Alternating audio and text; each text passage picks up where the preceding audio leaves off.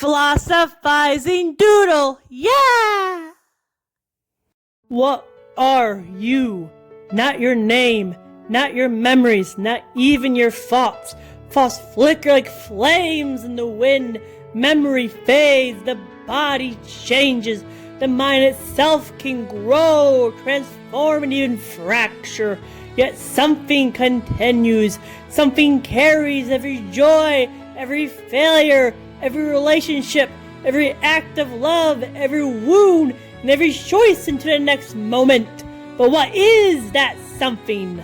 Are you merely a collection of thoughts, a biological machine, a stream of experiences, or are you something deeper? Respectivism approaches the mind differently. It does not begin with consciousness. It begins with reality itself. The mind is not an isolated object trapped inside the universe. The mind is a causal journey through the architecture of existence. This is the theory of mind in respectivism. Before there were stars, before there was matter, before there was time, there was God.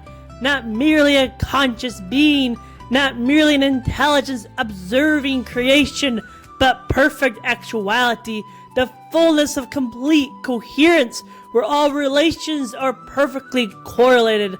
Consciousness is the ability to know and reflect upon reality, but actuality is deeper. Actuality is reality fully present to itself. Consciousness looks upon what exists. Actuality is a complete existence from which all things receive their place to exist, relate, and participate in the first place. Nothing is outside of perfect actuality, even if reality contains an infinite multiverse. Infinity does not mean separation.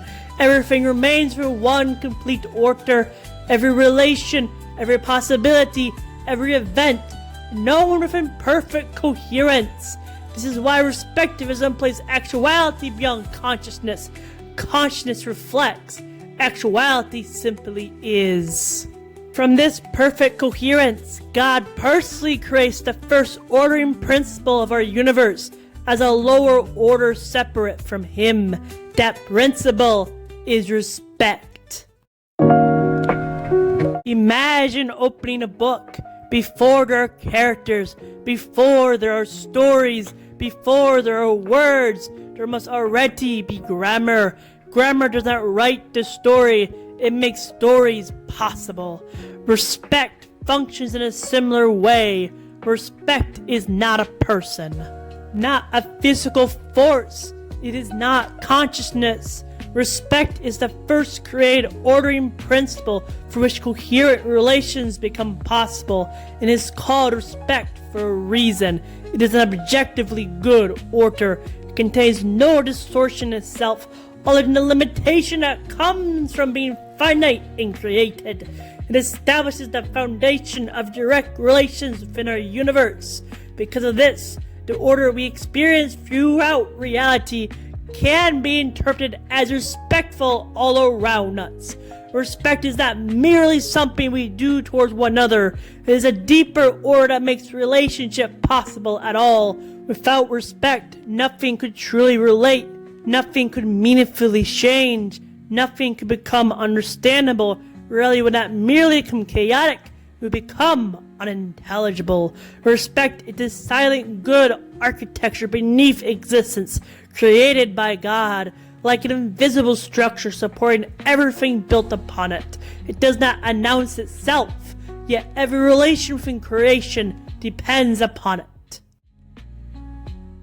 But order alone does not create a story. The grammar must become expressed. When respect enters time, matter appears, energy unfolds, causes meet other causes. The universe begins its long process of becoming. The expression of respect through changing reality is called mutual respect. Every atom affecting another atom, every planet influencing another planet, every star shaping the space around it, every heartbeat, every falling leaf, every galaxy turning through darkness. all participate from the great network of relations. Reality is not a collection of disconnected objects. Reality is an unfolding structure of participation. Nothing exists completely alone. Everything exists through relationship, and this gives us the first degree of participation, or relational causality. What is the simplest form of participation? Consider a mountain. A mountain does not think, it does not feel, it does not imagine, yet it participates. Gravity shapes it, rain changes it, heat expands it, cold contracts it. The mountain belongs to the unfolding relations of reality. So does every river, every planet, every star, every atom. Respectivism called this external participation. External participation is not consciousness. It is not experience. It is the fundamental openness of things to relationship, the ingredients of awareness, yet not awareness itself. It is like butter in a cookie. Butter alone is not a cookie, but when combined with other ingredients in a particular organization, something entirely new emerges. In essence, a rock participates, a planet participates, a galaxy participates. Even when a mountain becomes dust or an asteroid field, its participation has not disappeared. It has entered new relationships. Reality is not made of isolated things. It is made of continuous participation, but participation can become more than simply being affected. It can develop direction from within. Before life, before consciousness, there is already direction within existence. External participation describes how things are affected by and participate in reality. Proto-agency describes the possibility of things to participate for your own internally constrained causal directedness. It is not conscious choice. It is the capacity of a thing to possess very impossible arrangements along a direction. A crystal forms according to its structure. A planet moves according to its conditions. A star burns according to its nature. These are not conscious choices, yet they are expressions of directed participation. Proto-agency begins as the ability of a thing to act within the possibilities defined by its relationships, rather than merely being acted upon by what surrounds it. As reality becomes more complex, agency takes richer forms. A living being does not merely participate, it begins to regulate its own participation. It maintains itself, it responds from within. Eventually, in conscious beings, agency becomes reflective. A person can recognize possibilities, imagine futures, compare paths, and intentionally shape the direction of their life. Consciousness does not create agency. Consciousness reveals agency to itself. Before consciousness, something else must happen. Life must become organized from within. Then something extraordinary happens. Life appears. Life is not merely matter moving. Life gathers itself. It preserves itself. It repairs itself. It regulates itself. It's no longer just possibility. It becomes closer to actuality.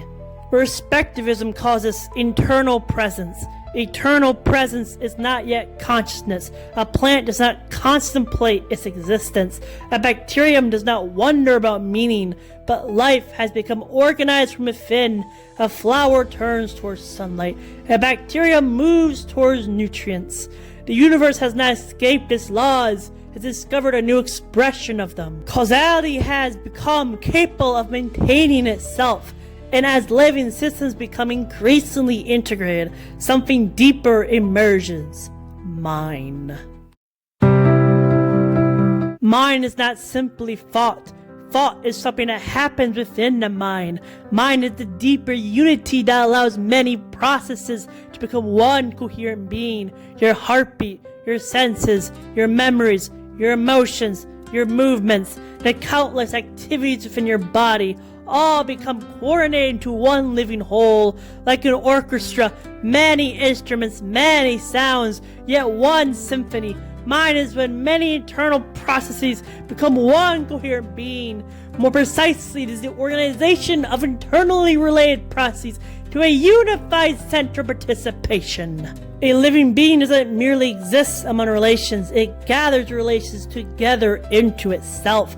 Mind is the harmony of internal relations becoming a unified whole, but something greater still emerges, the ability to recognize that perspective. After mind emerges, something remarkable happens. A being does not merely participate in reality, it begins to recognize its own participation within reality. This is consciousness. But consciousness is inseparable from time. A single isolated moment cannot contain a history. It cannot remember what came before. It cannot anticipate what comes next. Consciousness emerges from the continuality of relations across time. One state relates to another. The past remains directly related to the present open towards possible futures. As these relations become sufficiently coherent across time, a mind can begin to recognize its own continuing participation in reality.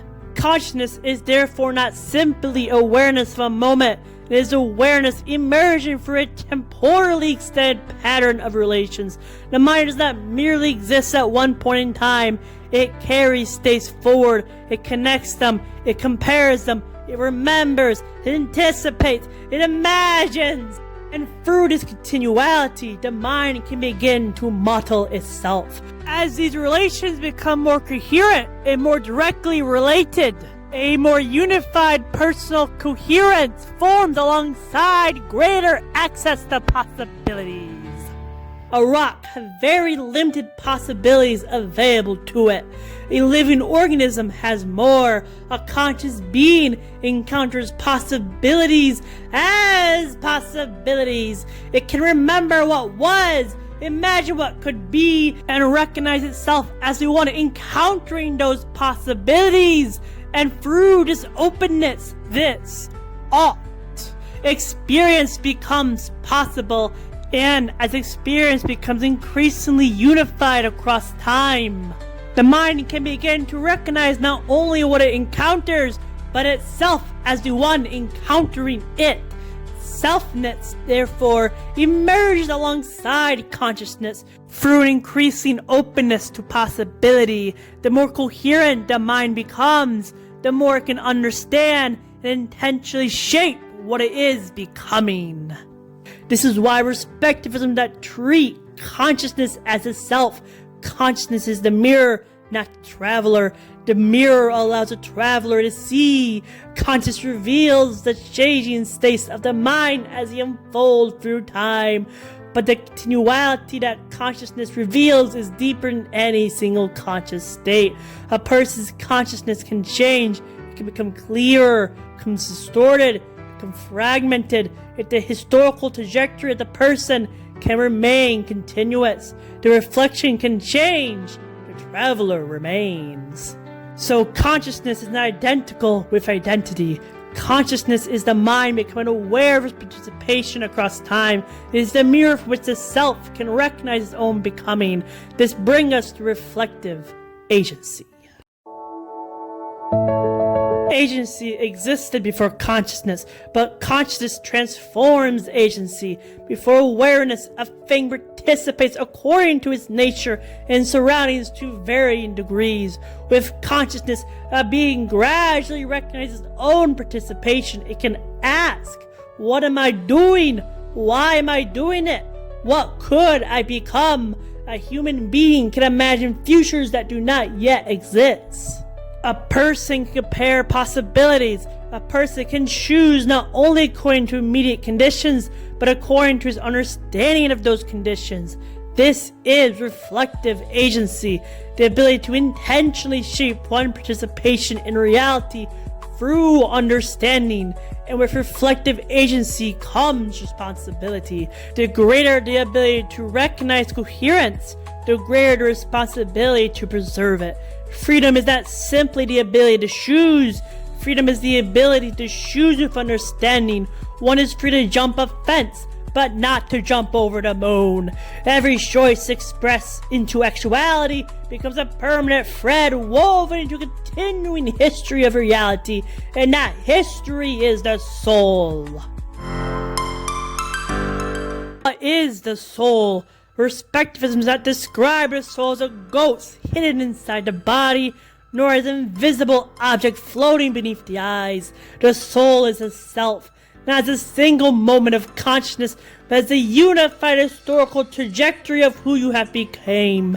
Every choice, every intention, every act of kindness, every act of cruelty, every sacrifice, every moment of courage, every failure, every attempt to transform, each becomes a part of one continuous life.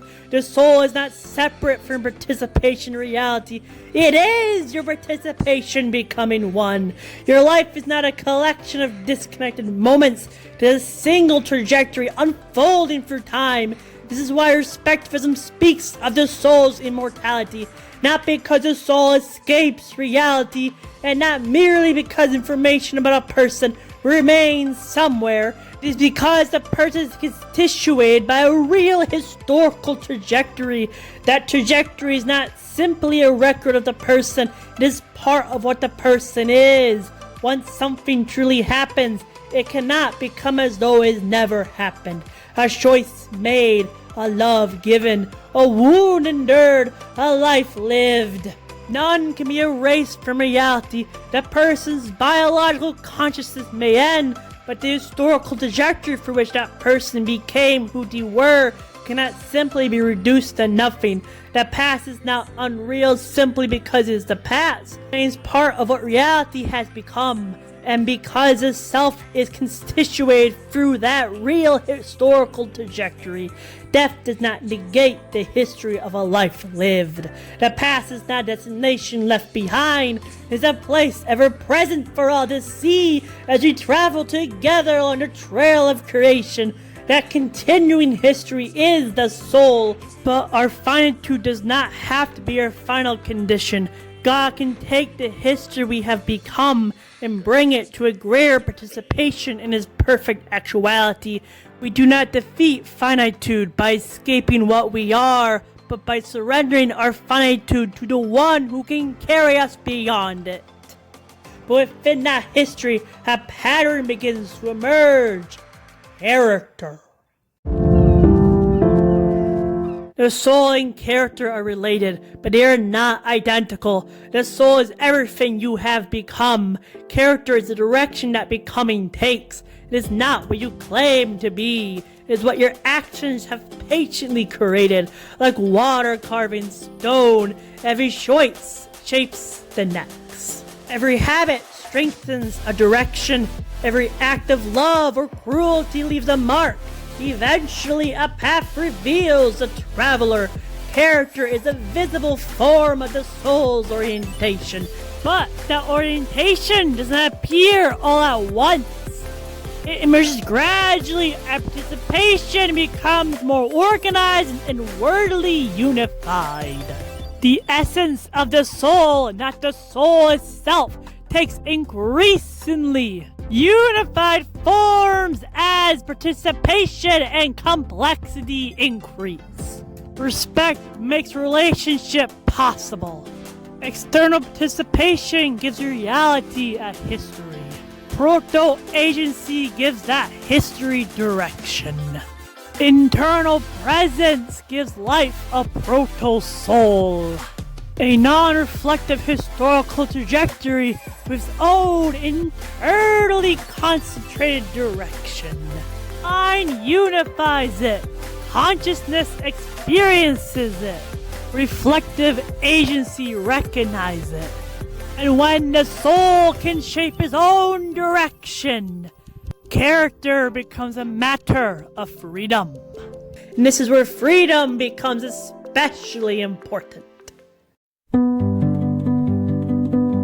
Most people imagine freedom as having no limitations. Respectivism sees freedom differently. Freedom is not escaping reality. Freedom is becoming coherent within reality. A stone is coherent because it cannot act against its nature. A living organism is coherent because it maintains itself. A conscious being can recognize coherence, but a conscious agent can choose to move towards it or away from it. This is the deity of human existence, not perfection, transformation.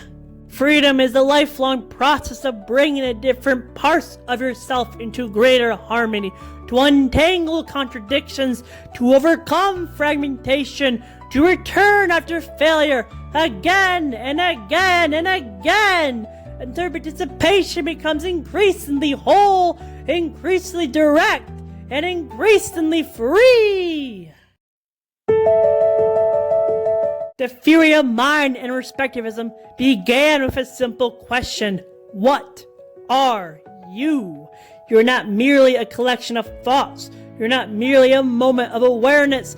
You are not merely a body moving through space. You are a living history, a being continually shaped participation, relationship, agency, choice, and growth. And respectivism understands the journey as a progression. Reality begins in perfect actuality. God creates respect, the good ordering principle through which direct relations become possible. Respect becomes expressed through mutual respect. Things participate. Participation develops direction. Life turns that participation inward. Many processes become one. Mind emerges. Mind becomes capable of recognizing itself. Then consciousness emerges. Agency then becomes reflective. Choice becomes responsibility. History becomes soul. Patterns of choice becomes character. And through conscious transformation, freedom becomes possible. Reality is not a collection of isolated things.